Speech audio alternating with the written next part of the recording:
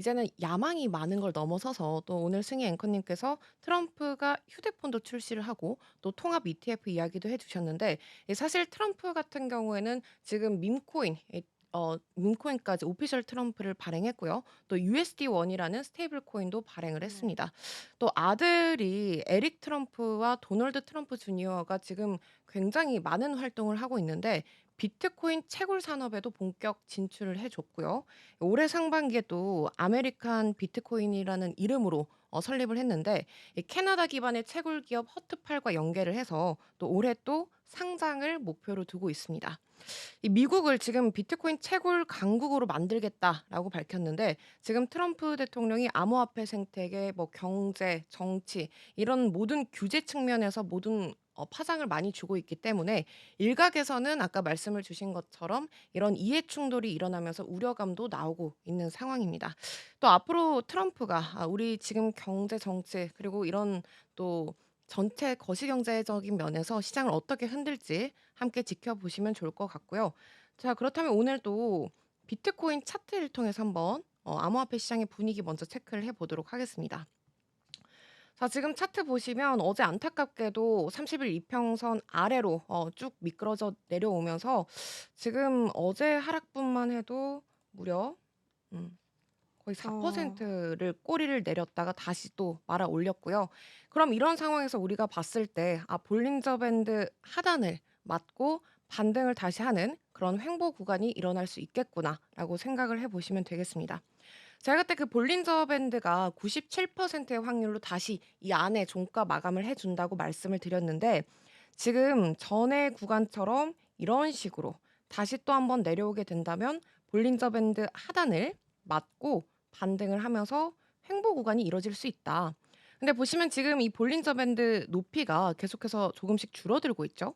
그런 구간이라면 삼각 수렴을 할 수 있는 구간이다라고 많은 음. 전문가들이 이야기를 해 주고 있습니다. 자, 그렇다면 여기서 우리가 만약에 좀 시장을 방향성을 우리가 가늠을 해 보자면 이런 식으로 생각을 해볼 수가 있겠죠. 그때 또 가격적인 면에서 횡보하고 수렴을 하고 또 "방향성이 만들어진다."라고 말씀을 드렸는데 다시 또 한번 이렇게 박스권 장세를 이뤄 주다가 또 "가격이 방향성을 만들 수 있다."라는 것까지 유의를 해 주시고 자, 그래서 이때가 지금 그럼 "매수 매도를 하기 좋은 구간이냐?"라고 누군가가 물어보신다면 사실 많은 전문가들이 "아직까지 추세에 대한 정확한 방향성이 나오지 않았기 때문에 지금은 조금 더 지켜보는 게 좋을 것 같다."라고 이야기를 해 주고 있습니다. 특히 아직 FOMC 금리 결정이 남아 있고 또 예전 차트를 보면은 우리가 금리 결정 직전에 하락했다가 또 금리 결정 이후에 직전과 바로 전에도 네. 금리 결정 이후에 반등하는 모습을 보여줬기 때문에 "지금 이 구간에서는 조금 더 기다려 보는 것도 좋겠다."라고 말을 해 주고 있습니다. 네. 어쨌든 지금 이 추세로라면 우리가 다시 한번 또 이렇게 만들어질 수 있는 구간이라는 거 그리고 그 이후에 방향성이 어디로 만들어질진 모르겠지만 다들 조금씩은 상방으로 좀 예측을 해 주고 있는 것 같아요. 그런데 또 저희가 이번 횡보장이 굉장히 길었던 음. 구간이어 있기 때문에 그 구간까지도 염두에 두시면서 만약에 매수를 하시게 된다면 제가 그때 추천해 드린 적립형. 네. 맞습니다. 역시 우리 엘리트 적립식 매수로 추천을 같은 금액으로 조금씩 소액으로 해 보시는 것도 좋을 것 같다라고 정리를 해 볼 수가 있겠습니다. 자, 저희가 사실 오늘 지니어스 액트도 지금 이제 어 통과가 됐잖아요. 저 하원을 향하고 있는데 그쵸. 이 전쟁도 장기적으로 봤을 때는 계속 비트코인에게는 강세 흐름의 판을 이렇게 길을 깔아줄 것이다라는 의견들이 많이 나오고 있거든요. 근데 전쟁이 "비트코인의 상승으로 길을 깔아줄 거다."라는 말보다도 전 이렇게 해석을 하고 싶어요. 네. 중동발 리스크가 터지면 우리가 이 흐름을 정리를 해 봐야 하는데 중동발 리스크가 터지면 호르무즈 해협에 대한 봉쇄 가능성이 있죠. 그쵸. 근데 이 호르무즈 해협이 어떻게 보면은 전 세계 유동성의 공급망의 5분의 1을 차지하고 있기 때문에 여기가 막히게 된다면은 물가가 오를 수밖에 없습니다. 일단 생산지의 물가가 오르게 된다면 소비자들의 물가가 오르게 됐죠. 네. 그럼 소비자들의 물가가 오르게 된다면 연준 입장에서는 금리를 함부로 내리지 못한다라는 거고 그렇게 되니까 이번에 또 유가도 또 한 번 급등을 했고 금은 또 한 번 신고가를 최고치를 네 하고 경신했죠. 있고 그리고 또 달러는 강세를 이뤄주고 있고 그러다 보니까 지금 시장 자체에서 중동 리스크는 악재로 다가올 수밖에 없어요. 하지만 중동 리스크는 그래도 단기적인 변화다 보니까 전쟁이 해소가 된다면 이 시장이 금방 일어날 수 있는 반등의 여력이 있다는 거죠. 그쵸. 그러다 보니까 이번 악재만 좀 견뎌내고 난다면 미증시도 그렇고 암호화폐 시장에 있었던 걸림돌이 조금은 사라질 수 있다라고 생각이 듭니다. 원래는 참 제한적으로 전쟁이 마무리될 거라는 입장이 좀 많았는데 음. 간밤에 계속 좀 급진적인 이야기들이 많이 펼쳐지고 있어요. 또 그니까요. 트럼프가 또 이스라엘 총리와 전화 통화를 통해서 어떤 핵시설을 공격하겠다는 얘기도 나왔고 그러니까 왜 그런 말을 자꾸 하는지 전 모르겠어요 정말. "이란의 최고 지도자가 어디 있는지 안다. 하지만 아직은 제거 안 할 거다."라는 경고성 발언을 계속 내놓고 맞아. 있잖아요. 그러니까 이 모든 게 핵 때문인 건데 근데 참 핵이 참 무섭죠 어떻게 많이 보면은. 예. 무섭죠. 참 시장의 긴장감이 놔질 수가 없는 것 같습니다. 맞아요. 이 트럼프 대통령이 또 발언을 서슴지 않고 있기 때문에 이 G7 정상회담에서 돌아온 것 자체가 저는 네. 지금 그리고 트럼프 입장에서는 연준의 금리 스탠스도 굉장히 인하를 하길 바라고 있고 또 시장이 반등을 하길 바라고 있는데 계속해서 이런 리스크를 감수하고 가고 있다는 것도 전 좀 의외의 모습이다. 말을 맞습니다. 아낄 것 같은데 머스크도 보면 조금은 감정적이면서도 참 이성적인 인물이 아닐까 생각이 들어요. 자, 그래서 오늘 아까 지니우스 액트 이야기를 해주셨잖아요. 네. 그래서 지니우스 액트가 왜 필요한지 그리고 스테이블 코인이 왜 필요한지 이야기를 해볼 건데 그 전에 오늘 또 간단히 시장 분위기를 한번 짚어보도록 하겠습니다. 자, 코인 마켓캡에 따르면 시가총액은 2.31% 전날 대비해서 떨어졌고요. 거래량은 7%가량 올라와 줬습니다. 자, 공포 탐욕 지수가 그래도 어제 51점 가량을 유지해 줬는데 오늘은 2점 가량 오르면서 그래도 아직까지 중립 구간이지만 어제보다는 덜 공포스러운 상태다라고 보시면 되겠죠. 예, 좀 의아했던 게 비트코인 가격은 음봉으로 마무리가 됐는데 그래도 공포 지수는 조금은 올라왔다라는 점. 그리고 알트코인 시즌 인덱스가 정말 이걸 보면은 비트코인이 너무나도 강세 우위에 두고 있구나라는 걸 아실 수가 있는데 어제 이 점수가 25점까지 올라갔었는데 다시 또 음. 5점가량 밀리면서 20점까지 와줬습니다. 자, 비트코인 도미넌스 이 시장을 점유하고 있는 비율이다라고 말씀을 드렸는데 어제보다 소폭 올라가면서 아무래도 이 전체 암호화폐 시장에서 굳이 안전자산을 뽑자면 비트코인이겠죠. 그러다 보니까 어제 점유율이 알트코인에 대한 신뢰감이 조금 떨어지면서 비트코인이 매수세가 조금 더 붙었고 64%까지 올라와 줬다라는 점. 그리고 이더리움 도미넌스는 계속해서 조금 빠지고 있는 분위기를 보여주고 있습니다.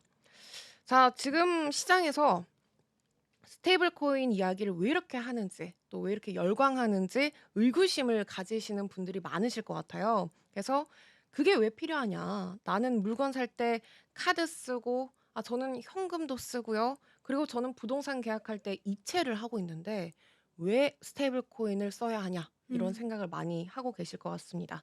자, 그래서 오늘의 주제는 화폐, 탄생과 죽음이라는 키워드를 들고 왔어요. 어. 오.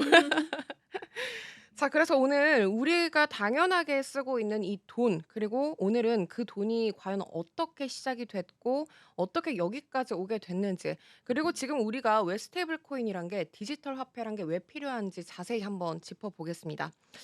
자, 화폐 진화 과정을 함께 따라가 볼 텐데, 우리가 이 히스토리를 알아야 지금 스테이블 코인이 왜 우리 시장에 접목이 되고 있는지를 알거든요. 한번 보겠습니다. 가장 처음은 기원전 6000년쯤 이 물물 교환으로 시작이 됐습니다. 이 바터 시스템이라는 건데 음. 처음에는 돈이 당연히 없었겠죠. 그래서 물건과 물건을 직접 맞바꾸는 물물 교환이 주된 방식이었습니다. 근데 이게 정확한 기준도 없었고요. 예를 들어서 제가 승희 앵커님한테 생선 2마리 줄 테니까 바나나 5개 주시오. 이렇게 말을 하는 개념이었겠죠. 불편한 점이 너무 많았고 또 개개인이 생각하는 그 가치가 너무나도 달랐기 때문에 물건마다 가치를 비교하기도 어렵고 또 원하는 걸 가진 사람을 찾으러 가기가 더 어려웠다라고 해요. 시간이 굉장히 오래 걸렸습니다. 자, 그러다가 기원전 2500년쯤 되면 상품의 화폐라는 개념이 조금씩 등장을 하기 시작합니다.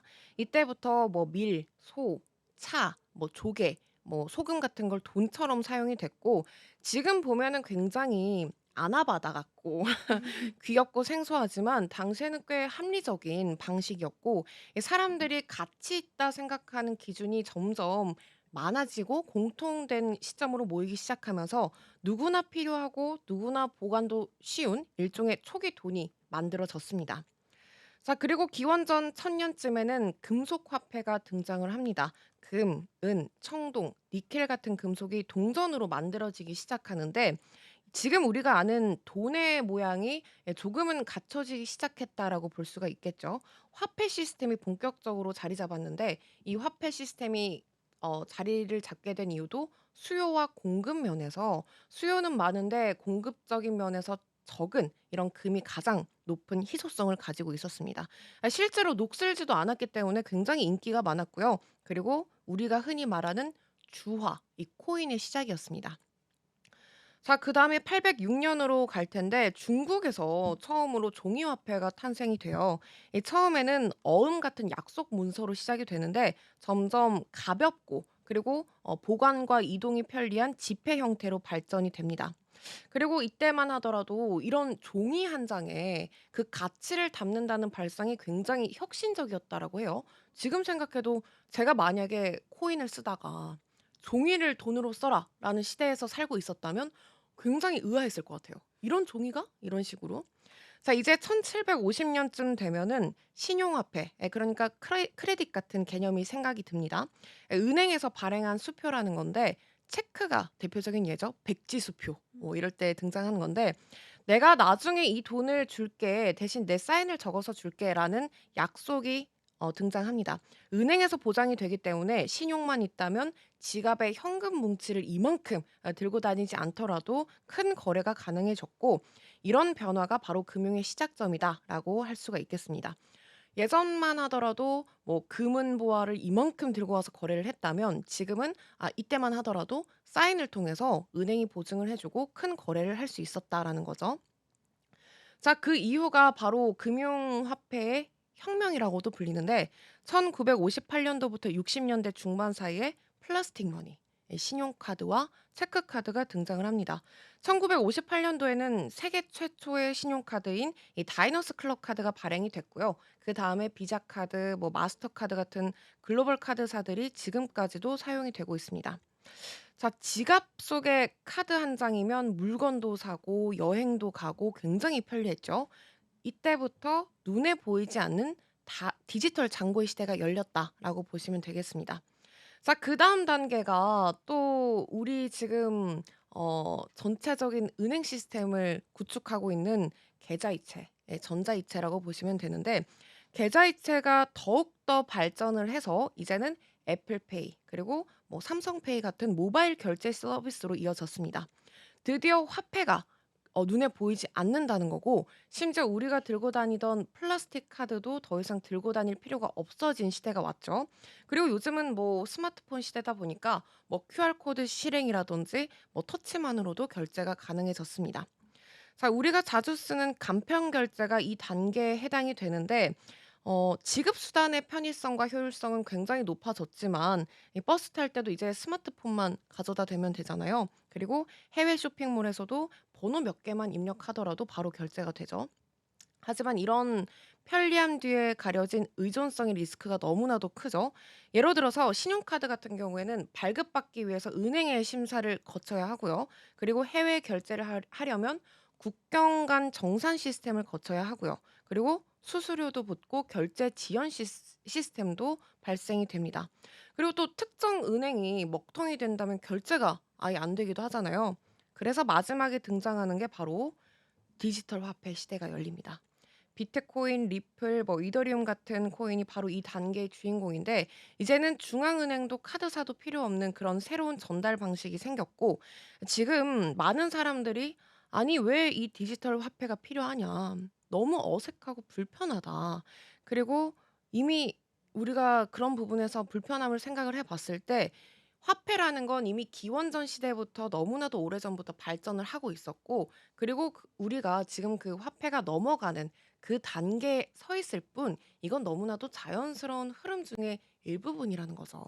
컴퓨터가 맨 처음에 생각했을 때 다들 다루기가 너무 어려웠고, 그리고 이게 뭔지, 그리고 어떤 시스템으로 돌아가는지 잘 모르잖아요.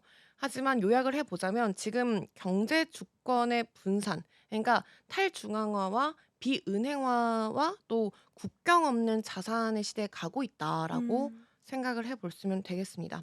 우리가 이야기를 할 수 있는 스테이블 코인도 지금 이 진화의 연장선에 있다라는 건데, 스테이블 코인에 관한 이야기를 내일 더 자세히 또 풀어 드리기 위해서 저희가 제가 또 이렇게 깊숙하게 예 화폐의 역사까지도 한번 다뤄 봤습니다. 자, 일단 이 시장이 바뀌려고 할 때 가장 먼저 움직이는 곳이 바로 월가라는 거고, 지금 월가는 뭐 좋고 싫고를 떠나서 돈이 되면 다 하는 입장이기 때문에 지금 스테이블 코인에도 굉장히 많은 영향력을 미치고 있습니다. 이 자세한 이야기는 내일 더 자세하게 풀어 드릴 거고, 우리는 이러한 시점에서 내가 가진 자산을 또 어떻게 지켜야 할지 굉장히 중요한 분기점에 서 있다라는 생각이 듭니다. 자, 오늘도 저희와 함께 해주신 여러분 고맙습니다. 다들 성투하시길 바라겠고요. 지금까지 코인랩소디의 장아주 이승이었습니다. 안녕. 안녕.